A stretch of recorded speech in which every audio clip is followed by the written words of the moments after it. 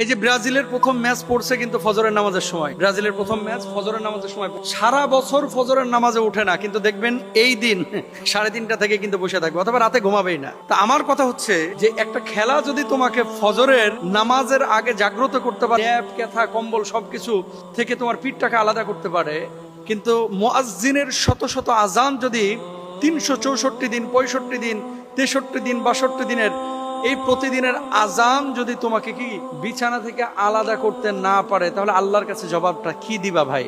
আমি যে পয়েন্টটা নিয়ে কথা বলতে চাচ্ছি, যে দেখেন রাত 1টায় আর্জেন্টিনার খেলা, ফজরের সময় ব্রাজিলের খেলা, জার্মানির খেলা হচ্ছে সকাল 8টার সময়। খেলার আধা ঘন্টা 1 ঘন্টা আগে মুড়ি টুড়ি মাখায় নিয়ে আপনি বসতেছেন। সকালবেলা আপনার বাপ আপনার কাঁথা কম্বল থেকে আলাদা করতে পারলো না, আপনার মা আপনাকে চিৎকার করে চেঁচামেচি করে ডেকে নামাজের জন্য উঠাইতে পারলো না। এতদিন আপনি মোবাইলে অ্যালার্ম দিয়ে রাখছেন, আপনারা কেউ আলাদা করতে পারলো না বিছানা থেকে, মানে আপনি ঘুম থেকে উঠলেনই না। সারাটা বছর অনেক যুবক আছে ফজরের নামাজ একদিনও পড়ে নাই, একদিনও না। জবাব আল্লাহর কাছে দিবেন? অস্বীকার করতে পারবেন? হাজার হাজার না লাখ লাখ যুবক বাংলাদেশে আছে যারা ফজরের নামাজ সারা বছরে একদিনও পড়ে না, অথচ খেলার জন্য ঠিকই কিন্তু 3:30টায় জেগে উঠে বসে থাকবে। খেলা দেখার জন্য ঠিকই 3টার দিকে উঠে বসে থাকবে। খেলা দেখার জন্য ঠিকই ফজরের আজানের সময় উঠে বসে থাকবে। তার মানে কি ফজরের নামাজের চাইতে আপনার কাছে খেলাটা বেশি ইম্পর্টেন্ট? এবার আসেন, আমি কিন্তু খেলা দেখা না দেখার বিষয়ে বলতেছিলাম, আমি বলতেছি ফজরের ইম্পর্টেন্সি, যে গুরুত্বটা কি, যে আল্লাহর জন্য, আল্লাহর নামাজের জন্য মুয়াজ্জিন এতদিন ডাকলো, আপনি উঠলেন না, কিন্তু আর্জেন্টিনার খেলা দেখার জন্য,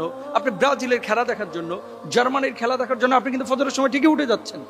তো কিয়ামতের ময়দানে যখন আল্লাহ জিজ্ঞেস করবে, বান্দারে শত শত আজান তোর কানের মধ্যে পৌঁছালো না, ফজরের নামাজ তুই আদায় করলি না, অথচ ফিফার সেই ফুটবল বিশ্বকাপে ঠিকই জেগে উঠে বসে থাকলি, এটার হিসাবটা আমাকে দিত, কি জবাব আপনি সেদিন, জবাবটা আপনি কি দিবেন? আমি বলতে চাচ্ছি যে সারা বছর ফজরের নামাজ আপনি আদায় করেন ভাই। হ্যাঁ, একটু বিনোদনের জন্য আপনি খেলা দেখছেন, আপনি সেটা দেখতে পারেন, আমি সরাসরি হারাম বলবো না, কারণ জুয়া তো আপনি খেলতেছেন না। তবে অশ্লীল কোনো কিছু থাকলে আপনি সেই খেলা দেখতে পারবেন। রাসূল আকরাম সাল্লাল্লাহু আলাইহি ওয়াসাল্লামকে আল্লাহ সুবহানাহু ওয়া তাআলা যেমন বলেছেন, আল্লাহর হাবিব সাল্লাল্লাহু আলাইহি ওয়াসাল্লাম তিনি বলছেন কি, মান সাল্লাল বারদাইনি দাখালাল জান্নাহ, যে ব্যক্তি 2 শীতল সময়ের সালাত আদায় করবে সেই ব্যক্তি জান্নাতে প্রবেশ করবে। সুবহানাল্লাহ। 2 শীতল সময় মানে হচ্ছে ফজরের নামাজ এবং আসরের নামাজ, যে ব্যক্তি আদায় করবে সে ব্যক্তি জান্নাতে যাবে। এরপরে দেখেন আল্লাহর হাবিব বলছেন, মান সাল্লা সুবহা ফাহুয়া ফি যিম্মাতিল্লাহি, যে ব্যক্তি ফজরের সালাত আদায় করে সে ব্যক্তি আল্লাহ সুবহানাহু ওয়া তাআলার জিম্মায় চলে যায়, মানে আল্লাহর বিশেষ জিম্মাদারিতে সে পড়ে যায়। সুবহানাল্লাহ। এরপরে বলছেন,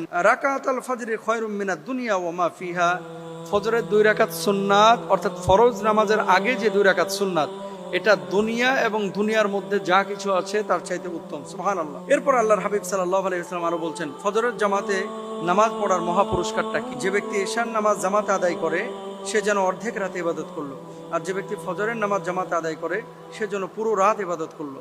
সুবহানাল্লাহ।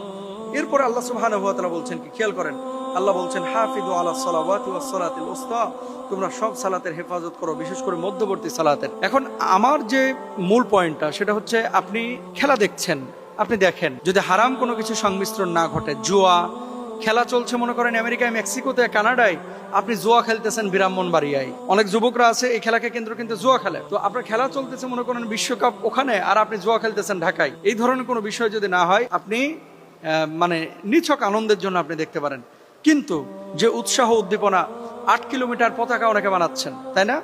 জমি বেচে পতাকা বানাইছে, এর চাইতে বড় ছাগল আছে আর কেউ?